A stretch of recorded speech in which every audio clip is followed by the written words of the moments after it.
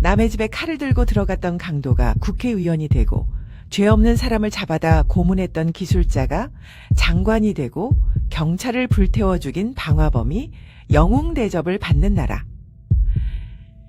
이건 소설이 아닙니다. 바로 지금 우리가 살고 있는 2026년 대한민국 여의도의 끔찍한 민낯입니다. 평생 허리띠 졸라매고 가족들 먹여 살리느라 찢어지게 가난했던 이 나라를 세계 10대 강국으로 일으켜 세운 주역이 바로 여러분이십니다. 그런데 정작 지금 뉴스에 나오는 높은 사람들을 보면 내가 알던 대한민국이 맞나 싶어 억장이 무너지실 겁니다. 법을 잘 지키며 착하게 산 사람은 바보 취급을 당하고 오히려 목소리 크고 법을 어기는 사람들이 떵떵거리며 사는 거꾸로 된 세상이 되어버렸습니다. 우리가 흔히 민주화 운동가라고 믿었던 사람들, 젊은 날 독재에 맞서 싸웠다며 그 시절을 훈장처럼 자랑하는 그 사람들이 사실은 어떤 무서운 가면을 쓰고 있었는지, 그리고 그들이 권력을 잡은 2026년 오늘 우리 삶이 왜 이렇게 팍팍해졌는지 그 이유를 낱낱이 파헤쳐 보겠습니다.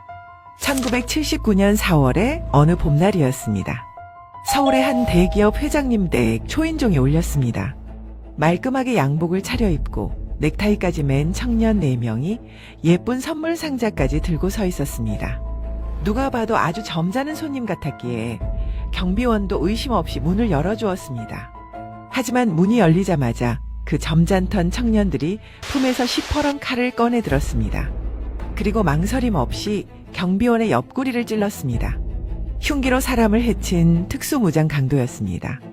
기가 막힌 건 이들이 돈을 뺏으려던 이유입니다. 바로 혁명자금이었습니다. 이들은 난민전, 즉 남조선 민족해방전선이라는 반국가 단체 소속으로 북한 김일성에게 바칠 돈을 마련하겠다며 남의 집에 쳐들어가 죄 없는 경비원을 흉기로 찌른 것입니다. 그런데 이 끔찍한 강도 사건의 주범은 감옥을 다녀온 뒤 세월이 흘러 갑자기 민주화 투사로 둔갑했습니다. 그리고 대한민국 국회의원 배지를 달았습니다. 한 번도 아니고 무려 4번이나 당선되었습니다. 심지어 국회 어른이라 불리는 국회 부의장까지 지냈습니다. 강도상의 전과자가 대한민국 법을 만드는 최고 높은 자리에 앉아 호령하고 있었던 겁니다. 다음은 TV에 자주 나와 말 잘하고 글 잘 쓰는 유시민 씨입니다. 아주 똑똑한 지식인으로 통하며 젊은이들의 멘토 행세를 하지만 1984년 가을 서울대 학생의 간부 시절 벌인 일은 끔찍합니다. 그들은 경찰 스파이를 잡겠다며 평범한 민간인들을 빈 강의실에 감금했습니다. 비명소리가 새어나가지 않게 입에 수건을 물린 채 몽둥이로 때렸고 심지어 사람을 거꾸로 매달아 놓고 물고문까지 자행했습니다. 피해자들이 제발 살려달라, 나는 스파이가 아니다라고 애원했지만 소용없었습니다.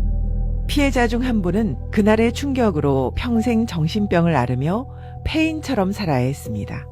그런데 사람을 고문했던 그 가해자들은 고작 1년 정도 감옥을 살고 나와서 지금은 그때는 민주화를 위해 어쩔 수 없었다는 궤변을 늘어놓으며 떵떵거리고 삽니다. 장관도 하고 베스트셀러 작가가 되어 존경받는 선생님 소리를 듣습니다. 죄 없는 사람을 때리고 고문한 사람이 인권을 논하고 정의를 가르치는 세상이 되었습니다. 가장 비극적인 건 1989년 부산 동의대 사건입니다. 시위하던 학생들이 도서관에 틀어박혀 있었고 경찰들이 진입하자 복도에 미리 뿌려둔 신라의 화염병을 던져 불을 질렀습니다.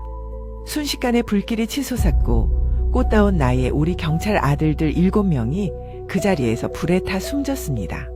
누군가의 귀한 아들이었고 듬직한 남편이었을 그들은 나라의 명령을 받고 출동했다가 시위대의 방화로 목숨을 잃었습니다. 하지만 훗날 정부는 경찰관을 불태워 죽인 이 가해자들을 민주화 유공자로 인정해줬습니다. 나라 돈으로 보상금까지 쥐어줬습니다. 불에 타 죽은 경찰관의 늙은 부모님들은 피눈물을 흘리는데 사람을 죽인 사람들은 영웅 대접을 받는 나라가 된 것입니다. 문제는 이 끔찍한 과거가 끝이 아니라는 겁니다. 칼을 휘두르고 화염병을 던지던 그 사람들이 지금 2026년 대한민국의 권력을 쥐고 여러분의 지갑을 털어가고 있습니다. 폭력적이고 왜곡된 그들의 사고방식이 지금의 정책이 되었습니다. 요즘 정치권에서는 전 국민에게 15만 원을 주네, 25만 원을 주네 하며 선심 쓰듯 말합니다. 당장 공돈이 생긴 것 같지만 세상에 공짜는 없습니다. 나라 국가는 이미 바닥났습니다. 결국 다 빚입니다. 지금 15만 원 받으면 나중에 갚아야 할 돈은 이자까지 합쳐 45만 원이 넘습니다. 이 돈은 평생 성실하게 세금 내온 우리 국민들이 갚아야 하고, 무엇보다 눈에 넣어도 안 아픈 우리 손주들이 평생 뼈 빠지게 일해서 갚아야 할 빚입니다. 할아버지가 받은 용돈 갚느라 손주가 빚더미에 앉는 꼴입니다. 이것은 민생 지원이 아니라 미래를 팔아먹는 독이 든 사과입니다. 더 황당한 것은 빚을 못 갚은 연체자들의 빚을 나라 돈으로 대신 갚아주겠다는 정책입니다. 무려 10수조 원의 혈세를 들여서 말입니다. 먹고 싶은 거 참아가며 남의 돈 떼먹으면 천벌받는다는 생각으로 아등바등 빚 갚아온 성실한 국민들을 바보 취급하는 겁니다. 우리가 낸 피 같은 세금으로 흥청망청 비탄감 잔치를 벌이는 게 과연 공정한 것입니까? 조국 대표 같은 사람들은 대기업 다니는 사람들 월급을 깎아서 중소기업 사람들에게 나눠주자는 사회연대 임금제를 주장합니다. 죽어라 공부하고 밤새워 일해서 성공한 사람들을 죄인 취급하며 다 같이 못 사는 하향 평준화를 만들자는 공산주의적 발상입니다. 정작 본인들은 뒤로 자식들 의대 보내려 서류 조작하고 강남 아파트 살면서 온갖 특혜는 다 누립니다. 국민들에게는 개천에서 붕어, 개구리로 살아도 행복하다고 가르치면서 본인 자식은 욕 만들려고 편법을 쓰는 지독한 내로남불입니다. 하지만 그 견고해 보이던 그들의 카르텔에도 금이 가고 있습니다. 여의도 안쪽에서는 이재명 대표와 정청래 의원 그리고 친문 세력들이 권력을 놓고 서로 으르렁거리는 밥그릇 싸움이 한창입니다. 특히 이재명 대표를 둘러싼 수많은 재판들 때문에 그들은 패닉 상태입니다.